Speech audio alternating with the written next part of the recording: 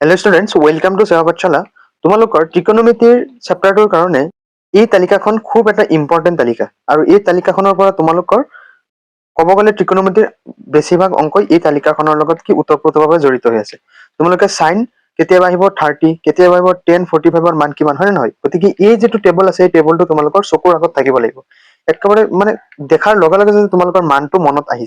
গতিকে আজি মই তোমালোকক ট্ৰিক সহ একেবাৰে ইজি মেথডত মই এইটো তালিকা তোমালোকক দুই মিনিটৰ ভিতৰত মই তোমালোকক কেনেকৈ মনত ৰাখিবা সেইটো ট্ৰিক দেখুৱাই দিম। তোমালোকে চাবা আজিৰ এই 2 মিনিটৰ ক্লাছত তোমালোকে এই টেবুলটো একেবাৰে জীৱনৰ কাৰণে মুখস্থ হৈ যাব। গতিকে ক্লাছটো প্ৰথমৰ পৰা শেষলৈ ধুনীয়াকৈ এটেণ্ড কৰিব, আৰু মই যেনেকৈ ট্ৰিকখিনি ক'ম তোমালোকে ট্ৰিকখিনি চাবা মই এইটো ক্লাছতে তোমালোকৰ এই টেবুলখন একদম ক্লিয়াৰ কৰি দিম। তোমালোকে এইখিনি এনেকৈ মুখস্থ কৰাৰ কোনো দৰকাৰ নাই। চোৱা, টেবুলটো মনত ৰাখিবলৈ তোমালোকে কেইটামান বস্তু জানিব লাগিব। এই বস্তুখিনি তোমালোকে জানাই যে সাইন, কস, টেন, কট, সেক আৰু কসেক। এই বস্তুখিনি তোমালোকে প্ৰপাৰ্টিখিনি জানিব লাগিব। এতিয়া কথা হ'ল, সাইন হ'ল কসেকৰ উল্টা, কস হ'ল সেকৰ উল্টা, আৰু টেন হ'ল কটৰ উল্টা। এই বস্তুখিনি তোমালোকে জানাই নিশ্চয়। এই বস্তুখিনি 1 2 3 4 5 6 এইখিনি মুখস্থ কৰিব লাগিব এনিহাও, যে সাইন, কস, টেন, কট, সেক আৰু কসেক হ'ল মুখস্থ। ইয়াৰ পিছত এতিয়া আহিল এংগলৰ কথা। এংগল ফাৰ্ষ্ট আহিব 0, 0, তাৰপিছত 30, 45, 60, 90। এইখিনি তোমালোকে এনেকৈ মুখস্থ কৰিব লাগিব, যে 0, 30, 45, 60, 90 এইখিনি হ'ব আমাৰ। এতিয়া তোমালোকে 90 লৈকে শিকা, আপাৰ ক্লাছত তোমালোকে আৰু বাকী যিমানখিনি আছে সেইখিনি ওলাব পাৰিবা। গতিকে আমি ইফালে পাতি যাওঁ, যে 0, 30, 45, 60 আৰু 90 হ'ল। আৰু ইফালে আমি প্ৰপাৰ্টিখিনি লিখিম, যে সাইন, কস, টেন, কট, সেক আৰু এটা কি, কসেক। এতিয়া সাইন 0 ডিগ্ৰীৰ মান হ'ল 0, তাৰপিছত হ'ল 1/2, তাৰপিছত হ'ল 1/√2, তাৰপিছত হ'ল √3/2, তাৰপিছত হ'ব 1। এই বস্তুটো তোমালোকে জাষ্ট মুখস্থ কৰিব লাগিব। চোৱা, যে 0, 30, 45, 60, 90। এতিয়া এই ফাৰ্ষ্টটো মুখস্থ কৰিবা, চাবা পিছৰখিনি এনে আহি যাব, যে 0, 1/2, 1/√2, √3/2, 1 হ'ল। এইখিনি মুখস্থ হ'ল।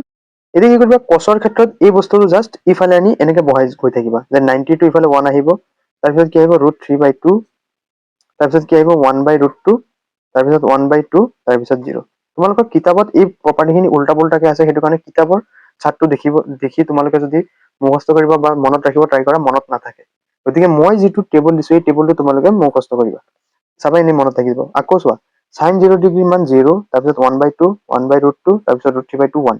আকৌ কি কৰিছো, এইটো জাষ্ট উল্টা কৰি দিছো, যে cos 0 ডিগ্ৰীৰ মান কিমান 1, cos 30 ডিগ্ৰীৰ মান কিমান √3/2, cos 45ৰ মান 1/√2, cos 60ৰ মান 1/2, তাৰপিছত cos 90ৰ মান 0। এইটো জাষ্ট এনেকৈ উল্টাই দিছো। এইখিনিলৈকে তোমালোকৰ একো মূৰত প্ৰেছাৰ পৰা নাই, হয় নহয়? তাৰপিছত এতিয়া 10ৰ ক্ষেত্ৰত কি কৰিবা, এইটোৱে হৰণ কৰি দিবা। বুজি পাইছানে? এতিয়া চোৱা, মই তোমাক ফাৰ্ষ্ট দেখুৱাও এইটো 10ৰ ক্ষেত্ৰত। চোৱা, 10ৰ ক্ষেত্ৰত কি কৰিবা, যে সাইন বাই কস কৰি দিবা। হ'ল, যে সাইন হ'ল 0, তাৰপিছত কস হ'ল 1, গতিকে কি হ'ব 0 হ'ব। এইটো কি হ'ব 0। তাৰপিছত কি কৰিবা, 1/2ক কি কৰিবা, √3/2ৰে হৰণ কৰিবা, যে 1/2ক √3/2ৰে হৰণ কৰিবা। গতিকে এইটো 2 কটা যাব, কিমান হ'ব যে 1/√3। গতিকে 10 30 ডিগ্ৰীৰ মান কিমান হৈ যাব, 1/√3 হ'ল। বুজি পাইছা? তাৰপিছত নেক্সট কি হ'ব, যে 1/√2 আৰু 1/√2ক হৰণ কৰিবা, কিমান হ'ব, অট'মেটিক 1 আহি যাব, হয়নে নহয়? তাৰপিছত এইটো যদি √3/2ক যদি 1/2ৰে যদি হৰণ কৰা, কি হ'ব, √3 তলত 1, মানে চব সংখ্যাৰ তলত 1 থাকে, গতিকে কি হ'ব √3 হ'ব। বুজি পাইছা? ইয়াৰ পিছত যিকোনো সংখ্যাৰ তলত, এতিয়া এইটোক হৰণ, হয় নহয়? যিকোনো সংখ্যাৰ তলত শূন্য থকা মানে কি, ইনফিনিটি, হয় নহয়? কোনো ভেলু নাই, গতিকে কি হ'ব ইনফিনিটি। এইখিনিলৈকে হ'ল।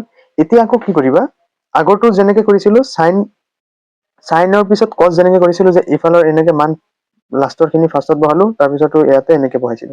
এতিয়া এইটো ঠিক সেইটোৰ নিচিনা কৰা, এই সাইন কসৰ নিচিনা।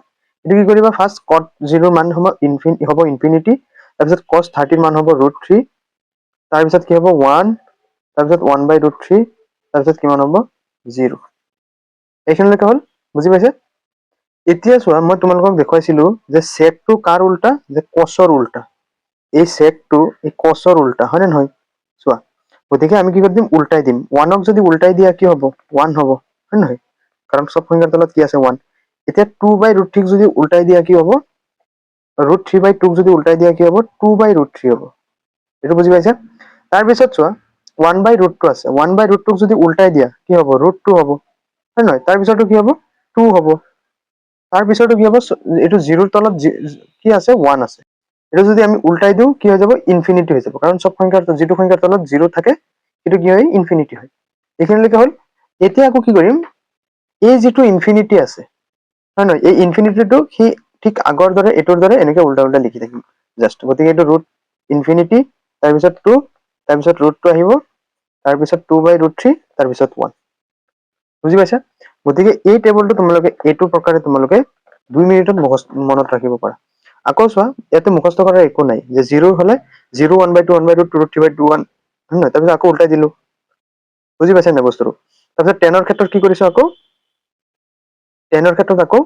এটোৰে এটো হৰণ কৰিছো হয় নহয় এটো হৰণ কৰিছো হৰণ কৰি কৰি এই দুয়োটাক হৰণ কৰি এতে নমাইছো হল মানে এটো 2 2 কটা গলে কি হ'ব 1/√3 হ'ব বুজি পাইছা তাৰপিছত কটৰ ক্ষেত্ৰত কি কৰিছো আকৌ এনেকে উল্টা উল্টা উল্টা উল্টা আহিছো তাৰপিছত সেকৰ ক্ষেত্ৰত জাস্ট কি কৰিছো কছৰ উল্টাটো বহাইছো হয় নহয় তাৰপিছত উল্টাটো বহাই এটো আকৌ এনেকে ঠিক আগৰটোৰ দৰে চোৱা কিমান ইজি ট্ৰিক এই ট্ৰিকটো ব্যৱহাৰ কৰি তোমালোকে ত্ৰিকোণমিতিৰ এই যেটো তালিকা আছে সেই তালিকাটো একেবাৰে মনত থাকি যাব গতিকে আশা কৰো আজিৰ এটো শৰ্ট ভিডিওটো তোমালোকে ভাল পাইছা আজিৰ ভিডিওটো লাইক কৰি তোমালোকে আমাৰ সেৱা পাঠশালা সাবস্ক্ৰাইব কৰিবা নেক্সট ক্লাছবোৰত মই তোমালোকক এনেকুৱা ট্ৰিকবোৰ দি থাকিম